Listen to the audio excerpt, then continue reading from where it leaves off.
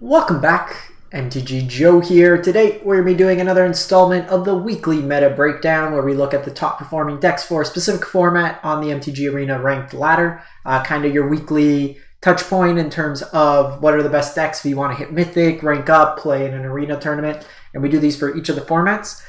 This particular video is for standard best of one. If you're looking for best of three, traditional standard, explore, historic, there's a video for each of those. Did a impromptu alchemy one as well for the metagame challenge this week, and so you can always check those out on my playlist. So make sure to subscribe each week so you know each week when we come live with a new one.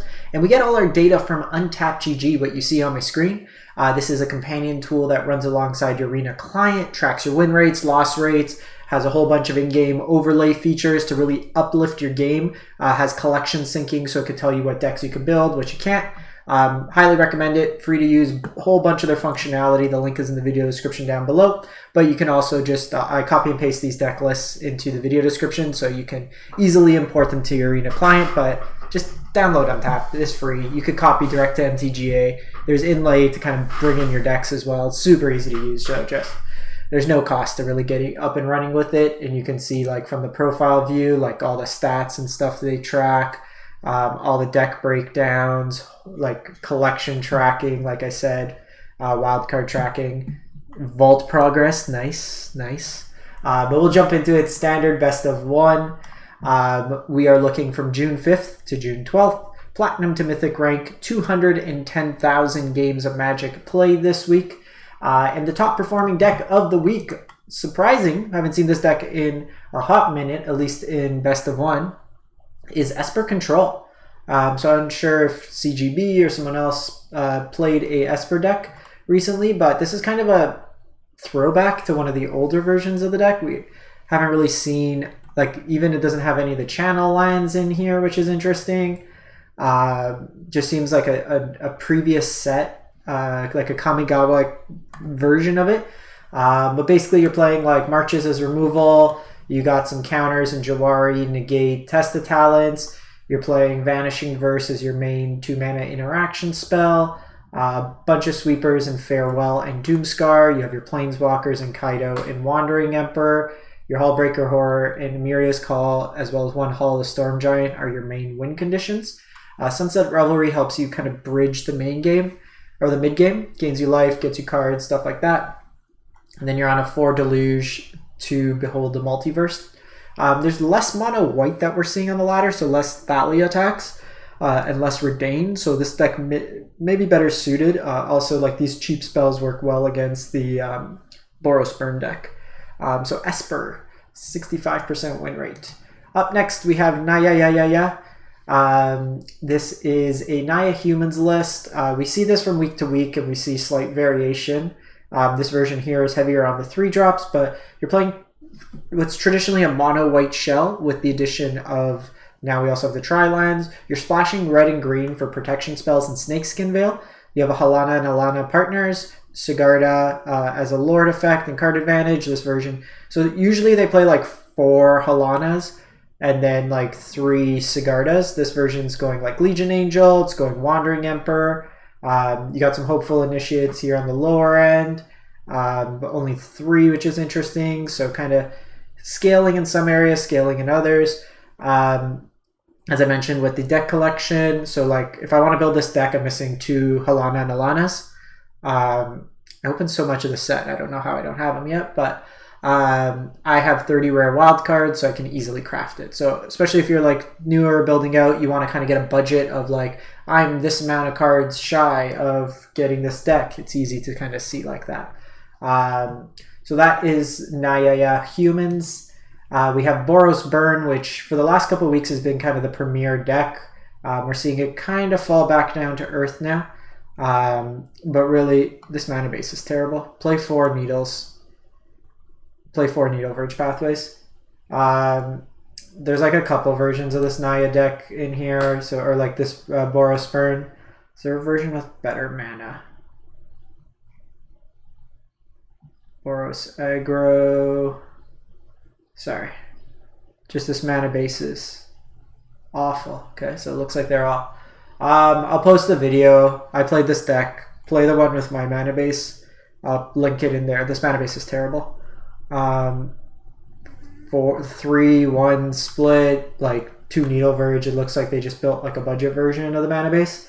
But really, this deck's really explosive.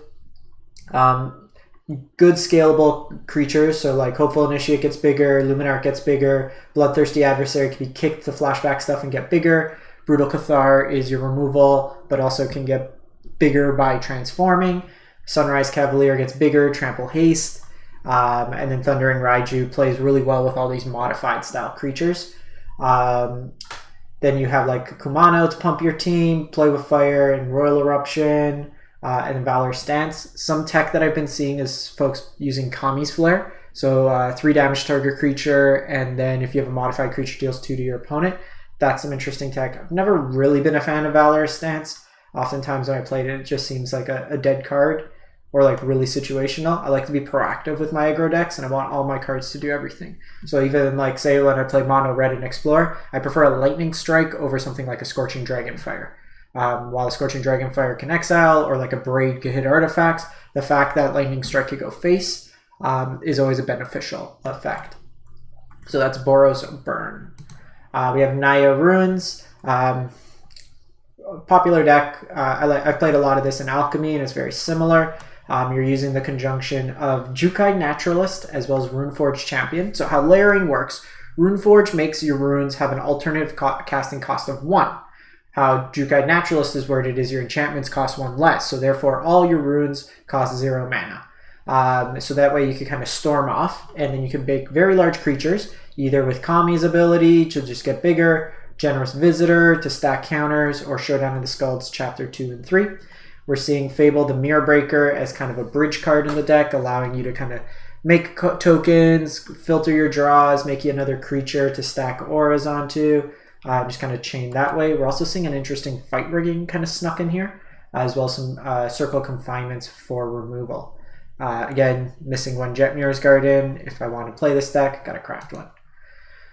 We have Mono White Aggro. So one thing just off the bat, don't play Snow-Covered Plains. There's no benefit in this deck now that Faceless Haven's gone, and all you're doing is in the fringe case making yourself worse into Reidane. You'll still see Mono Green play Snow Basics because they play Blizzard's Brawl, but that's just a little nuanced thing where it's not going to come up in say like 20 games, but the game that it does happen, you're going to be like cursing because you're just taking percentage points off. And if you really want to be competitive and you want to get to the top of like the mythic ladders and stuff, these are the little things that just up your game and just make it so you don't lose to stupid stuff. But this is a pretty stock list. With Mono White, really what you want to look at is the 3-drop composition and the 4-drop composition. So this version here is not playing Wandering Emperor. We've seen some versions play Wandering Emperor. It's on a Soul Legion Angel. And then we're looking at so some are on 4 Brutal Cathars, some are on 4 Skyclave. This one's on like a 2-3. We're seeing only 2 Adelines, sometimes around 3. So we're seeing the Reidanes for the big mana decks as well. There is if we look at the first kind of few decks, they are mainly creature decks. So having the higher density of spells. The main trade-off here, so this is more flexible in terms of being able to hit non-land permanents. You can hit like a Wandering Emperor, stuff like that. The downside obviously is they get a token back. Brutal Cathar is worse into a traditional like creatureless deck, in the sense that it doesn't really hit as many wide things, but its flip side is a better attacker. So like Skyclave Apparition against say this Esper deck's pretty much a dead card. It's just a 3-mana 2/2, where this at least can become a 3/3 first strike, forces them to play around day-night cycle. But we're seeing like Sun Gold Sentinels in addition in the 2-drop slot, some portable holes as removal, full 4 of Intrepid Adversary. Also with mana bases, sometimes you'll see Crawling Barrens, just increase the density of creature lands in the deck itself. We have Orzov Angels as the next deck. I can't imagine this card's good. Don't play this card. Play remove. Just play 2 more Vanishing Verse. You'll do yourself a favor. Play the full 4 Luminarchs. The shells here, I think you could just trim some of these numbers. This looks more budgety constraint. Usually the mana base is a good indication. Okay, so the mana base isn't too budgety. But basically you're just playing Angel Tribal. Giada kind of buffs up your other angels, gives you some value. You got your Righteous Valkyrie to kind of be another Anthem effect. Inspiring Overseer is a new card to provide you some card advantage. Furjas is a way to get warriors and have or angel tokens and then be pseudo removal and kind of a chapter 3 potential, just kill them on the spot. Rampage of the Valkyries is a decent card, gets around Vanishing Verse, but allows you to play around, like when my creature dies, your creature dies kind of thing, so kind of taxes them that way. Sanctuary Warden on the top end for some card advantage, Liaisa to recycle. How many lands? Okay, this deck's not playing enough lands.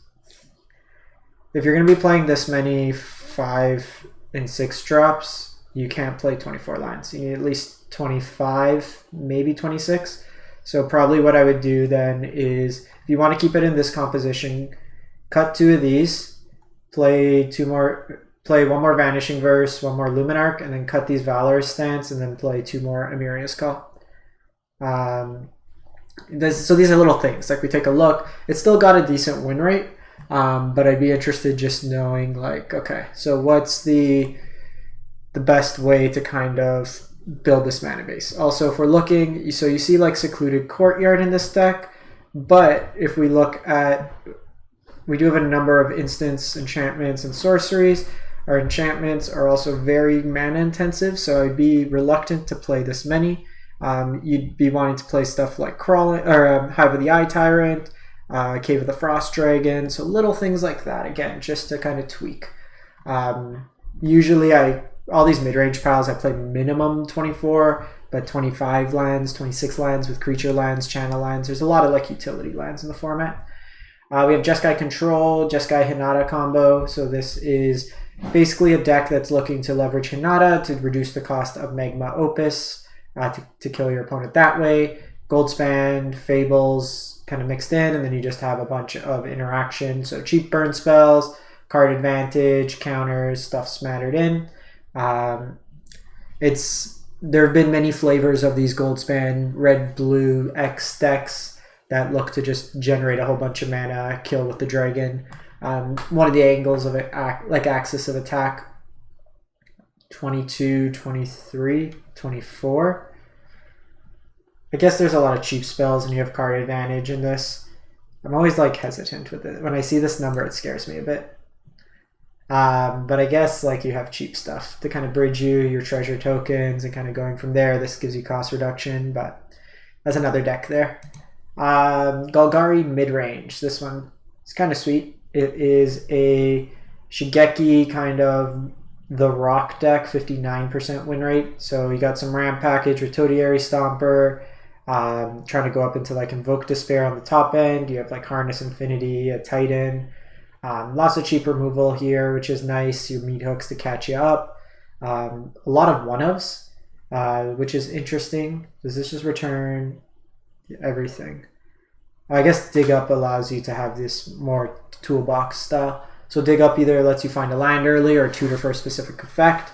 So you have like Discard, you have Return from Graveyard, Trespasser if you need Graveyard Hate, Sorolfa is kind of a sweeper style. Soul Transfer, so a couple of like one-ofs that are relevant. Culling Ritual, really good against the weenie style strategies. This lets you get basic, so the bindings are here with the Woodland Chasm, so a bunch of kind of like grind them out style effects. Again, we're seeing like the hives, which are relevant, so cool deck if you want to grind your opponent out.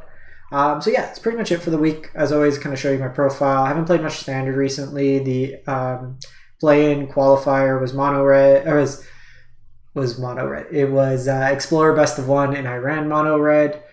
The queue was pretty much Greasefang, but oddly, I lost to turn 5 Ugin, which is not what I was expecting in the format, and I lost a close one to Rakdos, went 4-2 in it. But was playing some Alchemy as well. The Esper deck's really fun. I've been playing the events. I'm 20-2 with Esper. It's a crazy efficient deck. It's been a lot of fun playing that. How am I 20-2? Oh, I must have missed one. I have 3 trophies. Yeah, so I'm 21-2. It missed one game. I guess it might have crashed or something. I know I have to restart Arena at one game. I've got 3 trophies with the list, but it's kind of just a take on Croaky's list. A lot of fun to play. Yeah, so that's pretty much it. I'll link this all. You can see my profile if you want to pull in any decks. You can see my win rates. I keep everything transparent. If I'm going to claim a deck's good, I'm going to have backup and stats. You can see everything I play. This is just from the season, but if you want to see all time, you could just do like previous season or whatever you want. You can see lifetime. So there's a whole bunch of like awesome stats here. You can do like win rate, most played. So you can see like the ones I've played the most with, kind of going from there. And then yeah, you could do events, you could do drafts, you can do a whole bunch of stuff, pulling in the stats. Just don't make me play against this. It's my only losing rate. And Jeskai. Clearly don't like playing against certain decks. I beat all the other ones. As anyway, case, thanks for watching everyone. Hope you have a great one and stay safe out there.